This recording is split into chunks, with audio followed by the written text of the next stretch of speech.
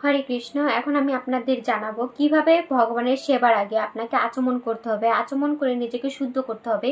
ভগবানের আরতি ভোগ নিবেদনের ক্ষেত্রে এবং গীতা পাঠ ভাগবতম পাঠের আগে আপনাকে কিভাবে শুদ্ধি হতে হবে, কিভাবে আচমন করতে হবে। অবশ্যই আপনাকে আচমন করার আগে তিলক ধারণ করতে হবে এবং আচমন একটা পাত্র লাগবে এবং যেই স্থানে আচমন করবেন সেই স্থানে একটা আচমন আসন লাগবে এবং সেই স্থানটা অবশ্যই পরিষ্কার পরিচ্ছন্ন থাকতে হবে। এখন আমাকে আচমন পত্র থেকে বাম হাতে জল নিয়ে হাত পরিষ্কার করতে হবে এবং ডান হাতে জল নিয়ে হাত পরিষ্কার করতে হবে। তারপর ডান হাতে আবার জল নিয়ে ওম অস্ত্রায় ফট বলতে হবে। অস্ত্রায় ফট বলার পর আপনাকে আচমন পত্রের জল অবশ্যই শুদ্ধিকরণ করতে হবে। তার জন্য আপনাকে এই মধ্যম আঙ্গুল জলে স্পর্শ করতে হবে, এমন ভাবে স্পর্শ করতে হবে যাতে আপনার নখের ছোঁয়া জলের মধ্যে না লাগে। এখন আপনাকে জলে স্পর্শ করে বলতে হবে ওং গঙ্গে চ যমুনা চৈব গোদাবরী সরস্বতী নর্মদে সিন্ধু কাবেরী জলহস্মিন সন্নিধিং কুরু। সাধারণ আচমনটি সবাই করতে পারে, তার জন্য 3টি মন্ত্র প্রয়োজন। ওং কেশবায় নমঃ, ওং নারায়ণ নমঃ, ওং মাধবায় নমঃ।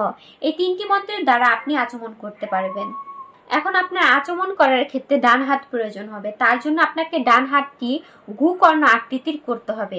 এইভাবে আপনাকে গু কর্ণ আকৃতির করতে হবে এবং আচমন করার ক্ষেত্রে হাতের তালুর মধ্য স্থানকে বলা হয় ব্রহ্মতীর্থ।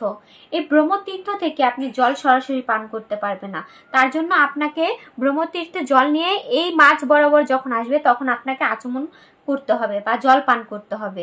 এখন আপনাকে বাম হাত দিয়ে ডান হাতে জল নিয়ে ওং কেশবায় নমঃ, তারপর আবার হাত ধুয়ে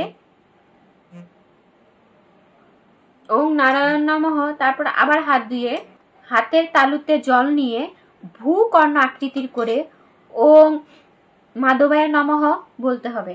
তারপর আবার হাতটি ধুয়ে ডান হাত ধুয়ে তাকে আবার হাতে জল নিয়ে ওং শ্রী বিষ্ণু বলে মস্তকে দিতে হবে। আচমন করার শেষে আপনাকে ঋগ্বেদের একটা মন্ত্র বলতে হবে। ওং তদ বিষ্ণু পরমং পদং সদা পশ্যন্তি সূর্য দিব্য চক্ষুরাততমম। হরে কৃষ্ণ।